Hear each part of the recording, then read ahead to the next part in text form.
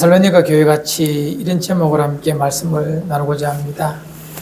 데살로니가 교회, 데살로니가 지역이 어디냐면 지금은 저 살로니키라는 지역인데 어디냐면 저 그리스 북쪽에 마게도냐 쪽에 있어요.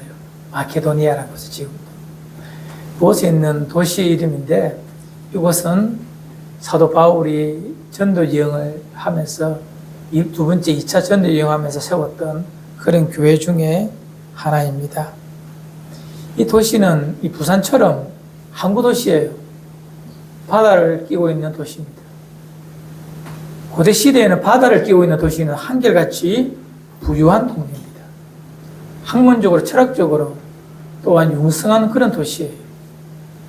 거기에 비하면 뭐 예루살렘이나 베들레헴은 제국의 로마 제국의 변방 중에 변방, 깡깡 산골이 촌이 바로 베들레헴 이런 곳이에요. 이 지역에 바울이 가서 복음을 전합니다. 사도행전 17장에 근거하면 바울이 처음에 전도할 때 그곳에 만나서 처음 교회를 시작할 때에 교회의 구성원들이 누구냐면 경건한 헬라인들, 그 중에 또 귀부인들, 그런 사람들이 교회를 처음 세우는 대상이었습니다. 헬라인이라는 것은 그 시대에 이 인종적으로 보든지 문화적으로 보든지 좀 뛰어난 사람을 말할 때 헬라인이라고 말해요. 또한 귀부인이라는 말은 가정이나 남편이나 사회적 위치가 어느 정도 되는 사람이란 말입니다. 그런 사람들이 중심이 되어서 이루어진 교회가 바로 이 데살로니가 교회입니다. 바울과 실라가 읽었던 1장 1절에 나오죠. 바울과 실로가 함께 전도했던 그곳입니다. 바울이 보낸 편지 중에 가장 먼저 보낸 편지가 13편의 편지 중에서 가장 먼저 보낸 편지가 이 데살로니가 전서입니다. 이 바울이 13곳에 13장에 13권의 편지를 보내면서 그 속에는 수많은 교회들이 등장합니다. 여러분 잘 알고 있는 고린도 교회, 에베소 교회 많은 교회가 있죠. 그 13곳에 보내는 서신들 중에서 많은 교회들 중에서 바울이 가장 사랑했던, 가장 자부심을 느꼈던, 마음속에 이렇게 자긍심을 줄 만큼 아름다웠던 교회, 자랑하고 싶은 교회가 바로 이 데살로니가 교회입니다. 얼마나 그가 사랑했으면 사도행전 2장 19절로 20절에 바울은 그 데살로니가 성도들을 향하여 이렇게 말합니다. 우리의 소망이나 기쁨이나 자랑의 면류관이 무엇이냐? 그가 즉 주님이 강림하실 때 우리 주 예수 앞에 너희가 아니냐? 너희는 우리의 영광이요 기쁨이니라. 여기서 우리는 전도자들 즉 바울과 실로나 디모데 이런 사람을 말합니다. 우리가 열심히 복음을 전하면서 하나님 앞에 우리의 자랑이 뭐냐, 기쁨이 뭐냐, 주께서 오실 그때에, 주님 만날 그때에 너희가 우리의 면류관이고 기쁨이다. 너희가 우리의 영광이다, 기쁨이다 이렇게 말하고 있습니다. 얼마나 데살로니가 교회가 바울의 마음이 이렇게 기쁨이었으면, 아름다움이었으면 이렇게 고백을 하겠습니까? 이 데살로니가 교회 성도들, 여러분 교회는 건물이 아니라 교회는 사람입니다. 성도들의 모임입니다. 그래서 교회란 우리는 제도나 건물을 보시는데 아니라 한 사람 이렇게 이해하시면 되겠습니다. 그 모든 성도들 한 분 한 분이 하나님을 기쁘시게 하는 그런 하나님의 뜻을 아는 그런 멋있는 교회였다는 것입니다. 바라기는 우리 지음에 한 분 한 분이 이런 아름다운 교회가 되기를 주님의 이름으로 축원을 드립니다.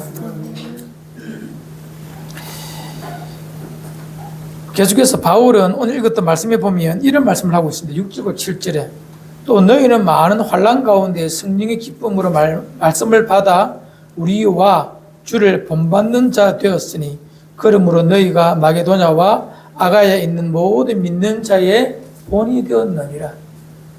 유럽에 복음이 전해지고 난 다음에 가장 먼저 마게도니아 아가야 지방이, 마게도니아 지방은 이 데살로니가 교회에 있는 것을 마게도니아 지방이라고 말하고 고린도 지금 현 그리스입니다. 아덴 그쪽 우리 아가야 지방이라고 말하는데 어쨌든 그 지역에서 너희 데살로니가 교회는 정말 아름답다고 소문난 모든 믿는 자들의 본이 되는 교회였다라고 말합니다. 얼만큼 이 데살로니가 교회가 아름답게 교회다움을 지켜내었으면 바울이 입에 침이 마르도록 칭찬하고 사랑하고 또 많은 교회들에게 본으로 삼을 만큼 이 아름다운 교회가 되었습니다. 이미 이 편지를 보낼 그때에 고린도 교회도 세워졌고 에베소 교회도 세워졌어요. 크기 사이즈로 말하면 고린도 교회나 에베소 교회가 훨씬 큽니다.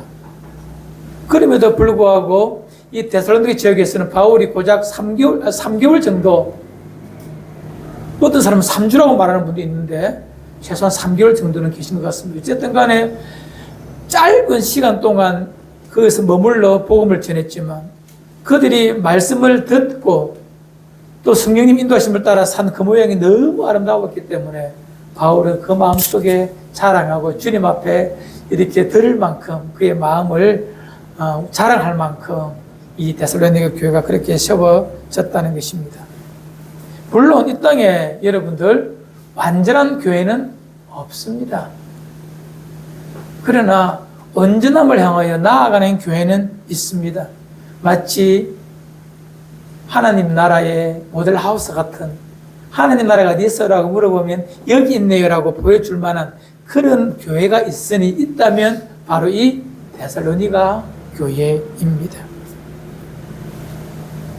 이 교회가 이렇게 칭찬받고 많은 교회에 본이 될 만한 어떤 모습이 있었기에 그런 소리를 들었을까, 그런 칭찬을 들었을까. 우리 3절 읽었던 말씀이지만 함께 읽읍시다. 시작. 너희의 믿음의 역사와 사랑의 수고와 우리 주 예수 그리스도에 대한 소망의 인내를 우리 하나님 아버지 앞에서 끊임없이 기억하미니. 아멘.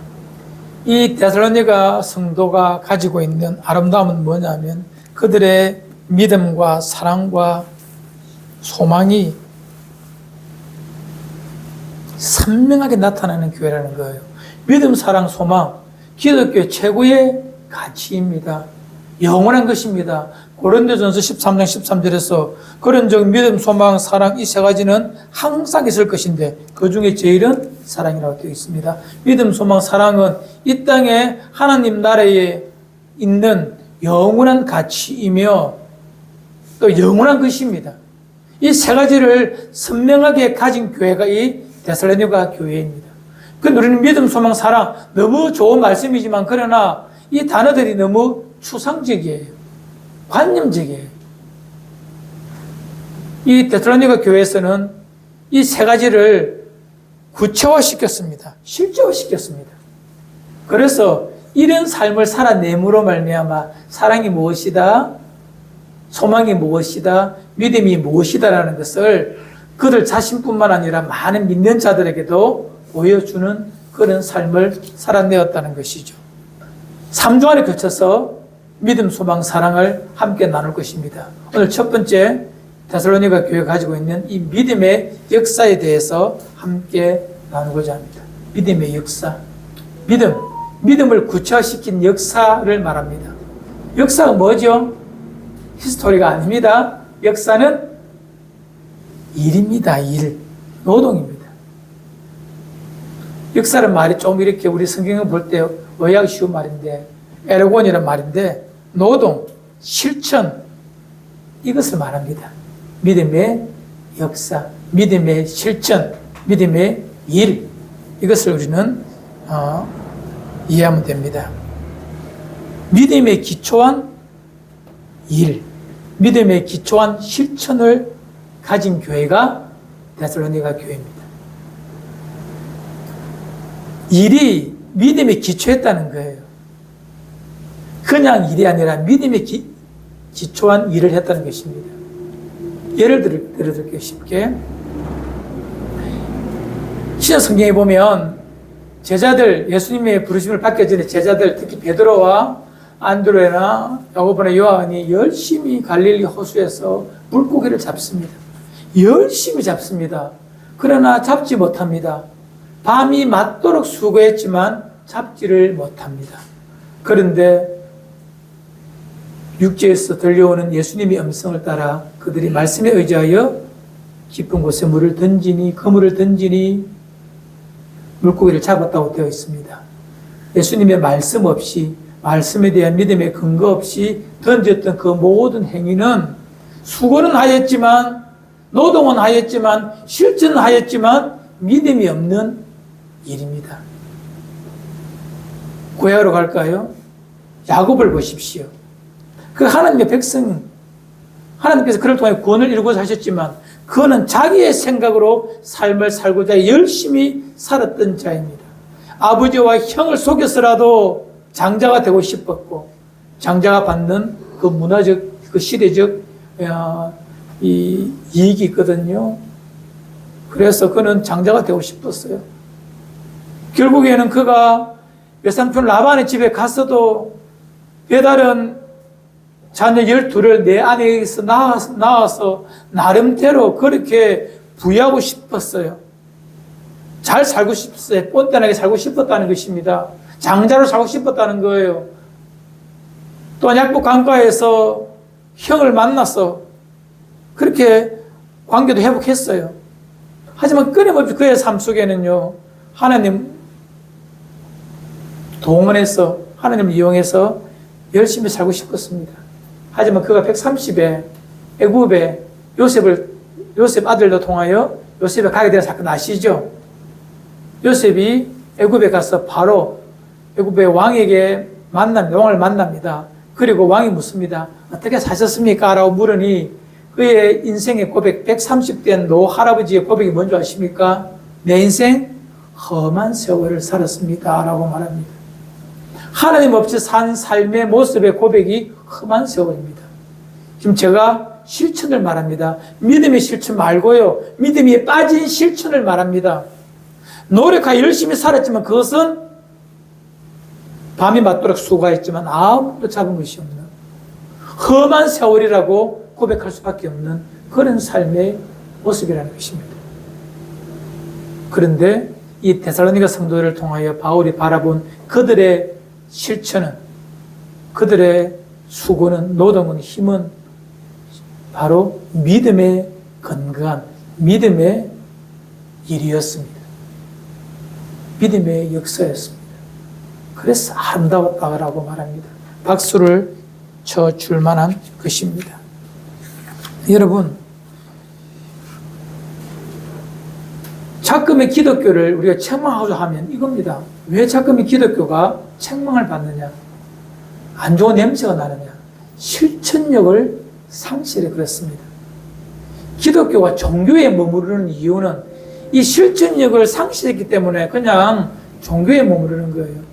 기독교는 종교를 넘어선 생명입니다. 도날프는 분명히 말하고 있습니다. 내가 믿는 이 그리스도는, 기독교는 종교를 넘어선 생명이라고 말합니다. 이 땅의 모든 것은 종교로서 다 끝납니다. 사변의 완성은 철학이요, 윤리의 완성은 종교입니다. 그것이 인간이 만든 전부입니다.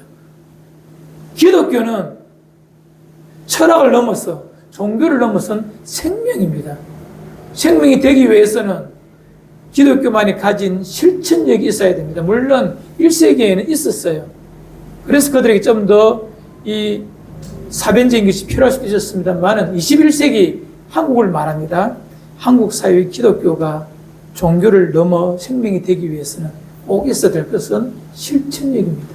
어떤 실천력? 믿음의 실천력입니다. 아직도 기독교를 관념화시키고 교리화시키고 리추얼, 즉 예전 예식을 통해서만 인식하는 것이 있다면 아직까지 기독교의 생명력은 살아나기 어렵습니다. 우리는 알게 모르게 기독교를 그렇게 믿어왔어요. 예배당에서 예배 드리는 것, 물론 그것이 맞지만 리추얼, 그러니까 찬양 부르고 성가대 찬양하고 기도하고 뭐 그런 것들 성찬 예식하고 다 필요한 거예요. 하지만 거기에 머무르면 기독교는 종교의 틀을 벗어날 수가 없습니다. 기독교가 생명이 되어서 타인에게 생명을 전달하는 도구가 되기 위해서는요, 반드시 믿음의 실천력이 있는 곳으로 바꾸어 가야 우리의 기독교는 진짜 예수 그리스도의 생명을 전하는 도구가 될 수가 있는 것입니다. 기독교는 일한다. 여기서 우리 지금 구원을 말하면 안 됩니다. 모든 사람들, 우리 기독교인들이 예배 드릴 때, 설교 들을 때에 구원의 문제를 가지고 말씀을 이해하려고 하는데, 여러분, 구원은 이미 여러분 속에 있음을 저는 믿고 있습니다. 이렇게 살아야 구원받는다가 절대 아닙니다. 이미 구원 우리의 것이기 때문에 그걸 넘어서서 이제 말하는 것입니다. 이 믿음은 구원의 믿음이 아닙니다. 하나님을 전적으로 신뢰함으로 말미암아 나타나는 삶의 모습을 말하는 그런 믿음을 말하는 거예요. 하나님을 의지하는 그 믿음 말입니다. 그 믿음을 가진 실천력이 있어야 한다는 것입니다. 하나님은 일하시는 하나님이십니다. 비굴단 천지를 창조하시고 저 평안의 세상, 평안의 세계에 물러서서 어떻게 사나 보자 이렇게 하시는 이신론이라고 말해줘. 자인신론. 그런 하나님이 아니십니다. 오늘도 나의 삶의 자리에서 이곳에서 일하시고 이끄시고 통치하시는 하나님 아버지심을 믿고 있습니다. 요한복음 5장 17절에서 예수님 이렇게 말씀하십니다. 우리 함께 읽읍시다. 시작. 여호와께서 그들에게 이르시되 내 아버지께서 이제까지 일하시니 나도 일한다 하시매. 안식일날 예수님께서 병자를 고치십니다.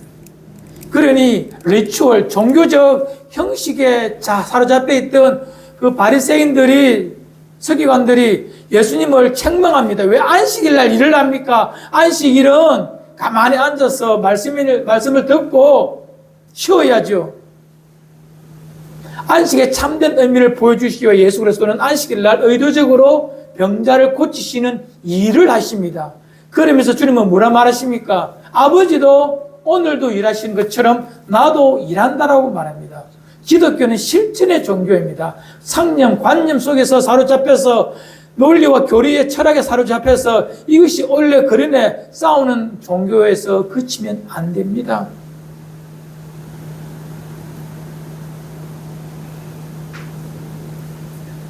예수 그리스도가 십자가 위에서 대속의 죽음을 죽으시고 영원한 구원의 길을 만들어내시고 그 복음을 믿는 자들이 이 땅에서 하나님의 나를 일구어 가시도록 이제 우리에게 말씀하시고 명령하셨죠. 예수님은 이 땅에 당신이 사시면서 어떻게 사시는가를 우리에게 보여주고 있습니다. 마태복음 9장 35절 또는 4장 23절에 동일하게 기록하고 있습니다. 읽어드리겠습니다. 예수께서 모든 도시와 마을에 두루 다니사 그들을 회당에서 가르치시며 천국 복음을 전파하시며 모든 병과 약한 것을 고치시니라 되어 있습니다.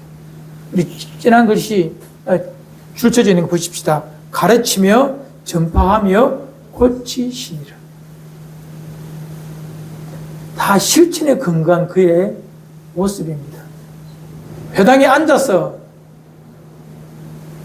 구약에 이런 말이 있는데 이런 식의 말이 아닙니다. 물론 그것이 나쁘다는 말 아니고 그것도 있어야 되죠. 하지만 예수님 어떻게 하셨다고요? 가르치시며 복음을 전파하시며 약한 것을 고치시는 실천하시는 예수 그리스도의 모습이셨습니다. 쉼 없이 실천합니다.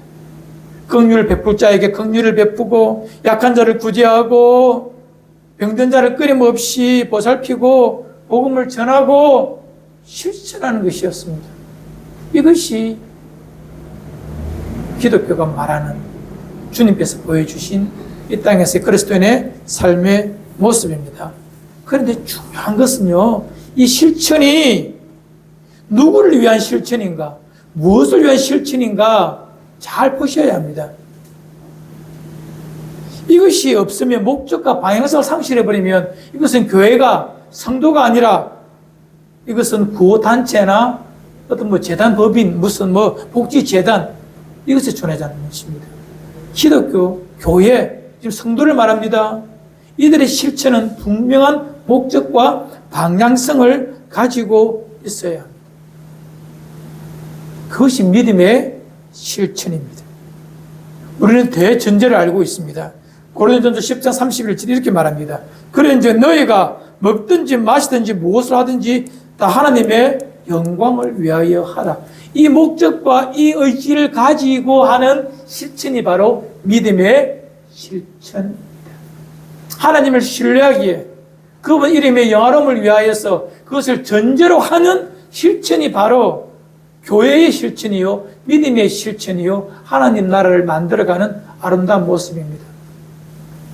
이것이 빠져버리면 그건 NGO 단체처럼, 우리 기독교 NGO 단체도 있지만 그냥 사람을 위하여 선한 베푸는 믿음의 실천은 될 수가 없는 것입니다. 믿음의 실천은 하나님의 영화로우신 이름을 아름답게 드러내는 실천이어야 합니다. 히브리서 11장 6절에서 이런 말씀도 있습니다. 믿음이 없이는 하나님을 기쁘시게 하지 못하나니 하나님께 나아가는 자는 이렇게 말합니다. 믿음을 기초로 한 모든 것이 하나님을 기쁘시게 합니다. 믿음이 빠진, 하나님을 신뢰하는, 그분 이름을 어렵게 하는 그것이 빠져버린 것은 우리가 말하는 믿음의 실천일 수가 없는 것입니다. 우리 꼭 기억합시다. 믿음의 실천, 이것이 되어야 아름다운 것이죠.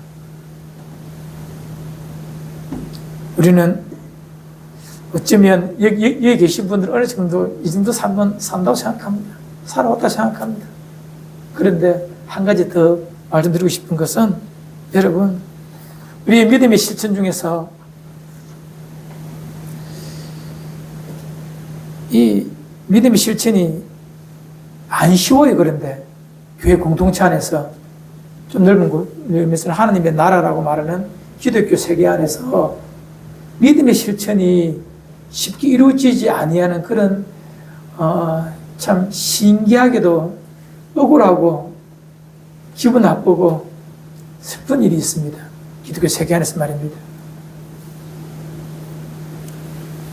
이 연약함이 드러나는 데 뭐냐면 이 믿음의 실천을 우리가 하면서 많은 사람이 낭망을 합니다. 그래서 하지 않습니다. 주저앉아 버립니다. 현실에서 그냥 내 도 닦는, 내 삶을 건강하게 하는 그 정도로 머물러 버립니다. 주저앉아 버립니다. 왜 그런 줄 아십니까? 믿음의 실천을 하면서 많은 사람이 낙심을 한다는 것입니다. 왜요? 사람의 평가, 공동체의 평가 때문에 믿음의 실천이 이루어지지 않는 것입니다. 너무 고상하게 말했으면 쉽게 말할까요? 내가 주일 한다고 하는데 사람들이, 교회가 인정을 안 합니다. 아니, 시기를 합니다. 아니, 부정해버립니다. 내 마음도 모르면서 말입니다. 내가 그래 소리 들으려면 내가 안 할란다. 그래 주저앉아버리는 거예요. 목양을 하면서, 목기를 하면서 그것 때문에 힘들어하는 성도를 너무나 많이 봐왔습니다. 왜 공동체가, 기독교 사회가 믿음의 실천을 함부로 평가할까요?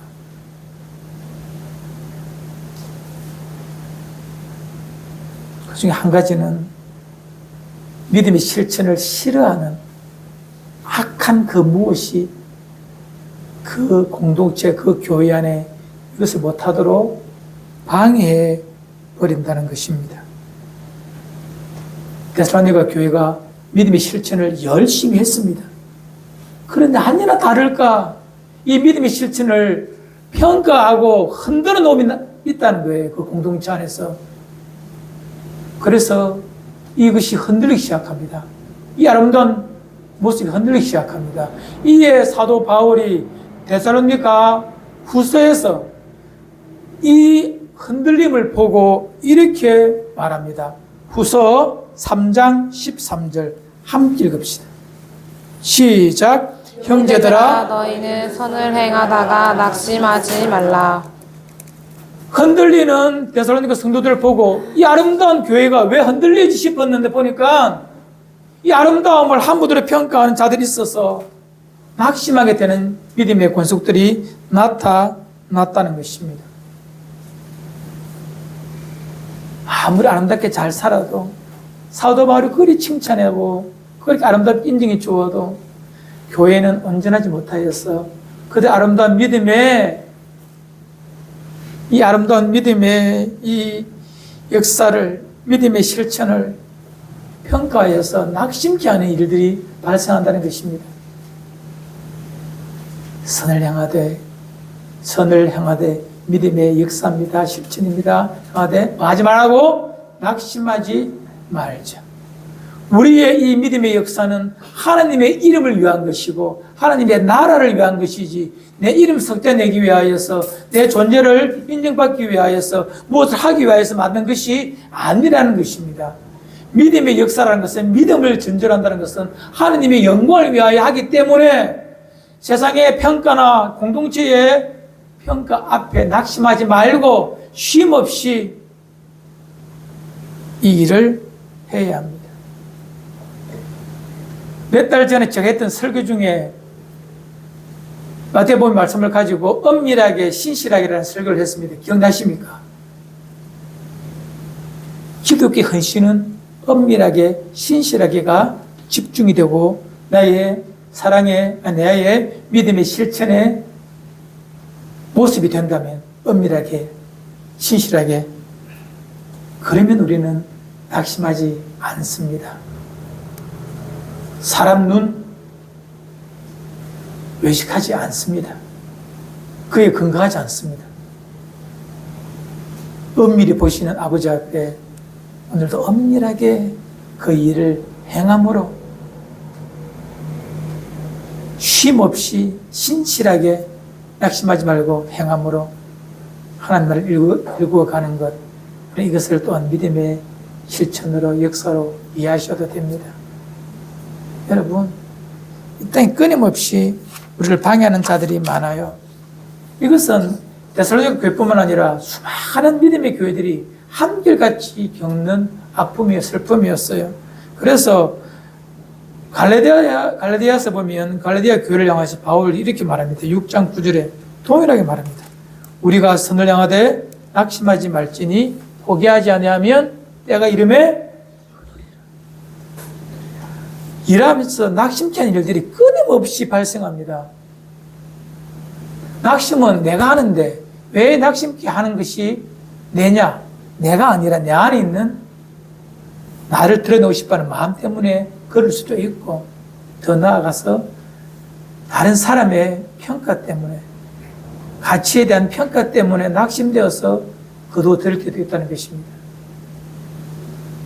여러분, 데살로니가 교회, 갈라디아 교회, 모든 교회에서 교회 공동체 안에서 나타나는 보편적 현상이 바로 믿음의 실천이 낙심할 때가 있다는 거예요. 그래서 주저앉으면, 여러분, 주저앉는 사람들이 많은 줄 아십니까? 어느 곳에서 믿음의 실천을 보면서 동일하게 그 실천을 평가해버립니다. 그것의 악순환이, 역순환이 교회를 망가뜨리는 거예요. 생명력을 상실케 하는 거예요. 우리 지역 공동체 그런 것들이 없기를 목사로서 부탁드리고 그런 삶을 살아내는 진짜백이 그리스도인들 되기를 바랍니다. 믿음의 역사는 선한 것입니다. 하나님의 기쁨이 되기 때문에 그렇습니다. 아버지가 또 다 기억하시기 때문에 그렇습니다. 여러분, 이것을 알면서 믿음의 실천을 알면서 행하지 아니하면 그것은 죄라고 말합니다. 야고보서 4장 17절 그러므로 사람이 선을 행할 줄 알고도 행하지 아니하면 죄니라. 선이 무엇인 줄 알아요? 선은 믿음으로 율법에 근거하여 하나님께 영광이 되는 것이 선입니다. 그 선을 행할 줄 알고도 행하지 아니하면 9만원 대치가 아니라 뭐라? 이 무거운 그러면서도 놀라운 가르침을 믿음으로 여러분 받는다면 우리는 진짜 믿음의 실천을 행할 줄 아는, 뭔 줄 아는 그런 사람입니다.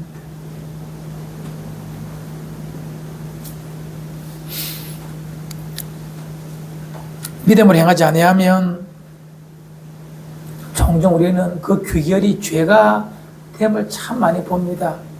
고린도 교회에 또 뿐만 아니라 이 유대인과 이방인이 함께 있던 이 교회에 보면 나타나는 1세기에 나타나는 공통된 문제가 있어요. 유대인들은 과거부터 구약을 알았기 때문에 먹는 것, 입는 것, 사는 것에 대한 율법적인 그 규범을 가지고 있는 자들이고, 이방인들은, 헬라인들은 그것이 없습니다. 하지만 그들이 함께 교회에서 예수 그리스도를 믿고 교회 일원이 되다 보니 그들 두 부류의 두 종류의 사람들의 갈등이 있어요. 유대인들은 예를 들어서 먹는 것 있지 않습니까? 카레 먹지 않습니까? 부정한 음식은 안 먹기 때문에요. 하지만 바울은 말합니다. 예수 그리스도 안에서 모든 것이 선함에 아무거나 먹어도 돼, 믿음을 받으면 되라고 말합니다. 그럼에도 불구하고 마음에 부담을 느끼는 것이 유대인 중에서 기독교인들입니다. 그것 때문에 교회 안에 분쟁이 있어요. 먹는 것 때문에 교회 안에 다툼이 있어요. 로마서 4장 23절에 이런 말씀을 하고 있습니다. 한번 읽어봅시다. 의심하고 먹는 자는 정죄되었나니 이는 믿음을 따라하지 아니하였기 때문이라. 믿음을 따라하지 아니하는 것은 다 죄니라. 자, 믿음의 실천은 교회 공동체 안에 아주 사소한 문제마저도 극복할 수 있는 힘이 됩니다.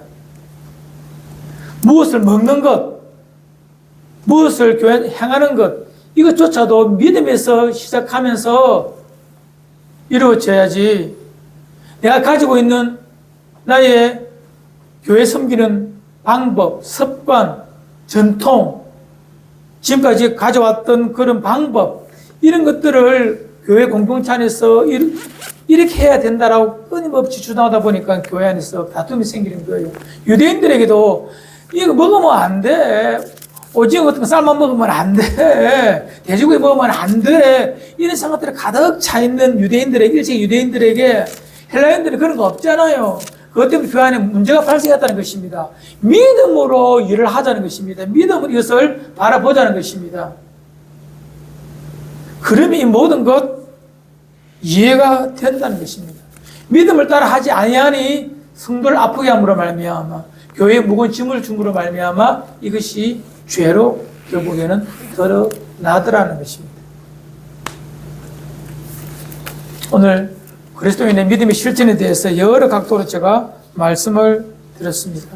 여러분, 첫 번째는 실천하지 아니하는 기독교인의 아쉬움을 말씀을 드렸고요. 두 번째는 모든 것은 믿음을 통하여 한다는 것은 아버지의 이름의 영광을 위하여서 하는 것이고, 함께하는 자들의 성도들을 사랑하는 마음에서 그것이 이루어져야 믿음의 실천이라고 우리는 배워왔습니다. 우리 믿음이란 말, 이 헬라어로 피스티스란 말인데 이 충성이라는 말하고 같다고 제가 여러 번 말씀을 드렸죠. 헬라어로 충성이라는 단어와 믿음이라는 단어는 같은 단어예요. 그만큼 이 믿음에는 한결같은 이 충성됨이 있어야 가능한 것입니다. 그리고 이 믿음의 실천에 있어서 꼭 기억해야 될 것 한 가지만 더 말씀을 드리겠습니다. 여러분, 우리의 실천의 대상은 좁게는 교회 공동체 안에 있잖아요. 조금 넓게는 직장이나 가정도 있잖아요. 믿음의 대상을 향하여서 우리가 죽게 하듯 그를 대줄 때 믿음의 실천이 선명해집니다. 죽게 하듯 대할 때. 그가 나의 상사든 아니면 소자든 상관없이 죽게 하듯 할 때 이것이 믿음의 실천이 되는 것입니다. 죽게 하듯 하라. 주님이 안 계신데? 아니죠. 주님은 분명히 우리에게 말씀하셨죠. 이 소자에게 한 것이 바로 내게 한 것이다라고 말합니다. 이 땅에 우리가 죽게 할 수 있는 일들이 왜 없어요? 주님이 눈에 안 보이니까 주님께 하듯 할 수가 없죠. 주님 어디 계십니까? 주님 어디 계셔요? 내 앞에 있는 그에게 죽게 하듯 대할 때 주님은 우리 앞에 계신 것입니다.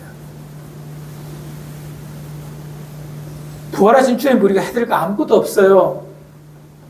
육체로 계실 때야 밥이라도 한 끼 살 수 있지만 그분에게, 부활하신 그분에게는 아무 의미 없는 일입니다. 그 대신 주님은 분명히 말씀으로 가르쳐 주셨죠. 늘 내 곁에 있는 소자에게, 약한 자에게 행하는 것이 바로 내게 행하는 것이다. 가난한 자에게, 궁핍한 자에게 하는 것이 내게 행하는 것이다. 이것이 기독교인의 믿음의 실천입니다. 말씀 한 절 보고 마칩시다. 요한복음 13장 14절 시작. 내가 주와 또는 선생이 되어 너희 발을 씻었으니 너희도 서로 발을 씻어 주는 것이 옳으니라. 예, 주께서 주신 잡히시기 마지막 날 제자들의 발을 씻기면서 주신 말씀입니다. 주인이냐 선생이냐 그렇다. 그래도 내가 너의 발을 씻기는 것이 옳은 것이다라고 말합니다. 이것이 믿음의 실천입니다. 믿음의 역사입니다. 이것이 데살로니가 교회를 아름답게 만든 칭찬받는 이유가 되었습니다. 사랑하는 우리 지어 멤버들, 지체들, 교회 공동체나 삶의 자리에서 여러분 믿음의 실천을 통하여 그리스도인 됨을 드러내시기를 바랍니다. 이것이 믿음의 실천입니다. 21세기 한국교회 성도들, 이것이 있어야 합니다. 우리에게 이것이 있어야 합니다. 이 아름다움을 가지고 아름답게 믿음의 하루길을 잘 걸어가는 우리 모든 지엄의 지체 되기를 바랍니다.